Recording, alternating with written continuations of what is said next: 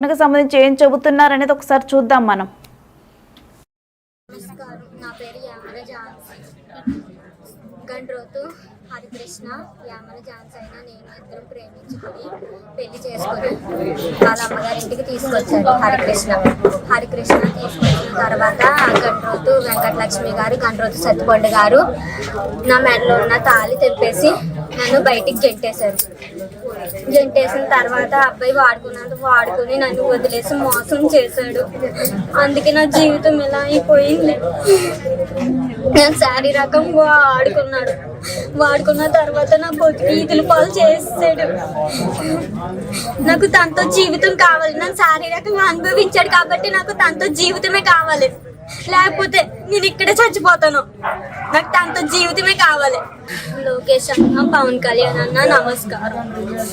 గండ్రోతు సత్తిపండు గారు అబ్బాయి యామల ఝాన్సీ అయినా నేను ప్రేమించుకున్న తర్వాత పెళ్లి చేసుకున్నాం. నవంబర్ 10 పెళ్లి చేసుకున్న తర్వాత వాళ్ళ ఇంటికి తీసుకొచ్చాడు. వాళ్ళ ఇంటికి తీసుకొచ్చిన తర్వాత నన్ను తాళి కట్టినది మెడలోంచి తెంపేసి బయటికి గెంటేసిన తర్వాత నా జీవితం నాశనం అయిపోయిందని నేను సూసైడ్ అటెంప్ట్ చేసిన తర్వాత పోలీస్ స్టేషన్ చుట్టూరా తిరిగాము. ఇలా నా జీవితం నాశనం అయిపోయింది. ఇప్పుడు చావైనా బ్రతికైనా నా భర్తతోనే, ఇంకెవరు నన్ను చేసుకోలేరు. ఆల్రెడీ నా జీవితం నాశనం అయిపోయిన తలెత్తుకుని బతకలేకపోతున్నాను. ఫ్రెండ్గా మాట్లాడేవాడు. అలా ఉండగా నన్ను ఇష్టపడుతున్నానని చెప్పాడు. చెప్తుండగా మా ఇంట్లో పరిస్థితుల గురించి చెప్పాను. అర్థం చేసుకున్న తర్వాత మా ఇంటికి తీసుకెళ్తాను, పెళ్లి చేసుకుని వాళ్ళు ఒప్పుకోకపోతే బయటకు వెళ్ళిపోతామని చెప్పాడు తను. చెప్పిన తర్వాత వాళ్ళ ఇంట్లో వాళ్ళు ఇలా చేసి నన్ను రోడ్డుకి ఎక్కించారు. నా బతుకు ఇప్పుడు ఏమైపోద్ది చెప్పండి. అసలు నా బతుకు,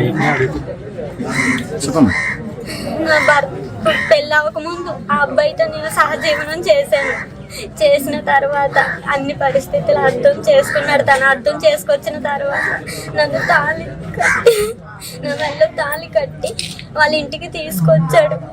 ఇంటికి తీసుకొచ్చిన తర్వాత నన్ను తాళి తెంపేసి నా మెడలోని బయటికి గెంటేశారు. మా అత్తగారు అయిన గండ్రోతు వెంకటలక్ష్మి గారు, మా మామగారు అయిన గండ్రోతు సత్తిపండు గారు వీళ్ళు ఎదురుగుండానే వాళ్ళిద్దరూ కలిపి ఆ అబ్బాయి ఎదురుగుండానే నా మెడలో తాళి తెంపేసి ఆ అబ్బాయిని నన్ను కొట్టేసి నన్ను బయటికి గెంటేశారు. నమస్కారం అండి. మా తోటగోలు గారు అమ్మాయి అండి. మొత్తం ఈదుల పాలు అయిపోమని మేము అందరం. మాకు న్యాయం చేయండి మీరందరూ కలిసి, మీడియా వాళ్ళు మొత్తం మా ప్రభుత్వం కూడా మాకు న్యాయం చేయాలండి మీరందరూ. మా అమ్మాయిని ఈదుల పాలు చేసేస్తే మా కుటుంబం మొత్తం అల్లరి అయిపోయాం కదండి. మాకు న్యాయమే కావాలండి. మా అమ్మాయికి పెళ్లి చేయండి, కాపునాన్ని తీసుకెళ్ళాలండి. మాకు అంటే అంతకన్నా ఏమవుతుంది అంటే మేము ఇంతల పాతి కూడా ఇక్కడే ఉండి ఇక్కడే చేస్తామని నిరాదీక్షను, ఇంకా ఆమెని నిరాదీక్షను చేస్తామని. మా అమ్మాయిని మాత్రం కాపునానికి మాత్రం పంపాలండి. వాళ్ళ అమ్మ నాన్న ఒప్పుకోకపోతే మాత్రం మేము ఎంతకడకన్నా తెగిస్తామండి. ఇంకా నమస్కారం అండి. మా తోటగోలు గారు అమ్మాయి అండి. మొత్తం ఈదుల పాలు అయిపోమని మేము అందరం. మాకు న్యాయం చేయండి మీరందరూ కలిసి, మీడియా వాళ్ళు మొత్తం మా ప్రభుత్వం కూడా మాకు న్యాయం చేయాలండి మీరందరూ. మా అమ్మాయిని ఈదుల పాలు చేసేస్తే మా కుటుంబం మొత్తం అల్లరి అయిపోయాం కదండి. మాకు న్యాయమే కావాలండి. మా అమ్మాయికి పెళ్లి చేయండి, కాపునాన్ని తీసుకెళ్ళాలండి. మాకు అంటే అంతకన్నా ఏమవుతుంది అంటే మేము ఇంతల పాతి కూడా ఇక్కడే ఉండి ఇక్కడే చేస్తామని నిరాదీక్షను, ఇంకా ఆమెని నిరాదీక్షను చేస్తామని. మా అమ్మాయిని మాత్రం కాపునానికి మాత్రం పంపాలండి.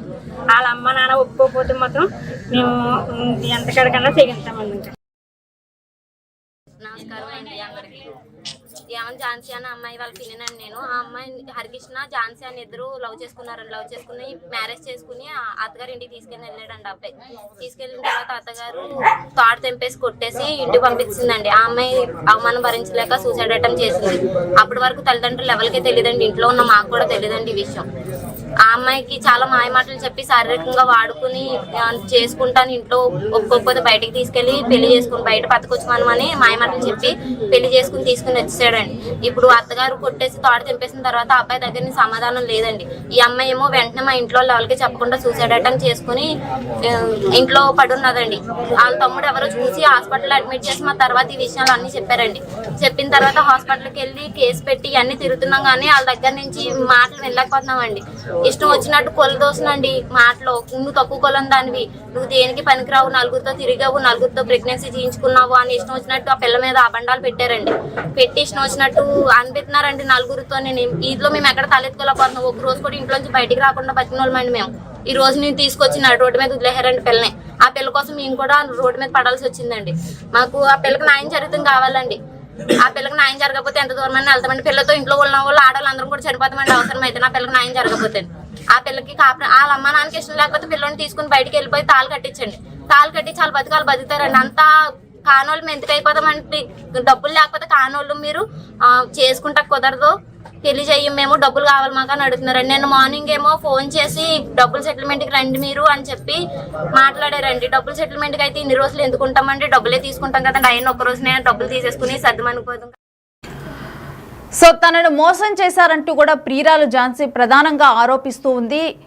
ఎవరినైతే తను పెళ్లి చేసుకుందో హరికృష్ణతో తనకి ఇప్పుడు తనే భర్త కాబట్టి తనతోనే నా జీవితం కావాలి ప్రెజెంట్ అని చెప్పి కూడా తను కోరుతూ ఉంది. అదేవిధంగా వాళ్ళ ఫ్యామిలీ మెంబర్స్ కూడా తమ పరువు పోయింది, ప్రెజెంట్ మేము ఈ ఘటన వల్ల రోడ్డున పడాల్సి వచ్చింది, సో ఝాన్సీని వాళ్ళే ఇంట్లోకి తీసుకొని వెళ్ళాలి, అదేవిధంగా వాళ్ళు కొత్త జీవితాన్ని ప్రారంభించే విధంగా కూడా వాళ్ళు చూడాలి అని చెప్పి కూడా అనేక రకంగా వాళ్ళు దుర్భాషలాడుతూ మాట్లాడుతున్నారంటూ కూడా వాళ్ళందరూ ఆరోపిస్తూ ఉన్నారు. మరోవైపు పోలీసులు కూడా అక్కడ చేరుకున్నారు. అయితే హరికృష్ణ ప్రజెంట్ రిమాండ్లో ఉండటం అనేది జరిగింది. ఏది ఏమైనప్పటికీ కూడా 1 సంవత్సర కాలంగా కూడా హరికృష్ణ ఝాన్సీ వీళ్ళిద్దరూ కూడా సహజీవనం చేస్తూ పెళ్లి చేసుకోవడం జరిగింది. అయితే పెళ్లి చేసుకొని ఇంటికి వచ్చిన వెంటనే కూడా ఝాన్సీని కొట్టి తన మెడలో ఉన్న తాళు అనేది తెంపి బయటికి నెట్టడం అనేది జరిగింది.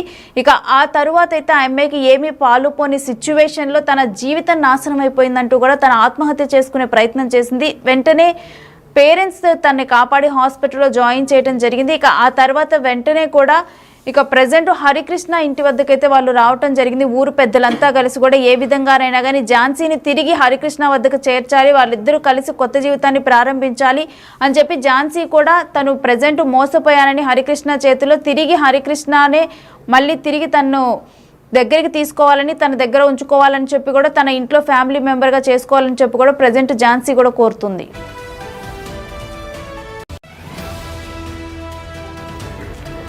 బ్రేకింగ్ న్యూస్ చూస్తున్నాం. కోనసీమ జిల్లాలో ప్రేమికురాలు రోడ్డెక్కింది.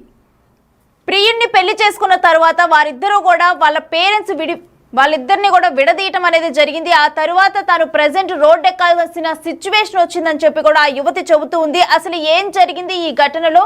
ఈవెన్ అంటే ప్రేమించి పెళ్లి చేసుకున్న తర్వాత వాళ్ళు ఎందుకు వెంటనే సపరేట్ అవ్వటం జరిగింది, ఇప్పుడు ఆ యువతి ఎందుకు అక్కడ కూర్చొని ధర్నా చేయాల్సిన సిచ్యువేషన్ వచ్చింది అనేది కూడా ఒకసారి క్లియర్గా అసలు ఈ ఇన్సిడెంట్లో ఏం జరిగింది అనేది కూడా చూద్దాము.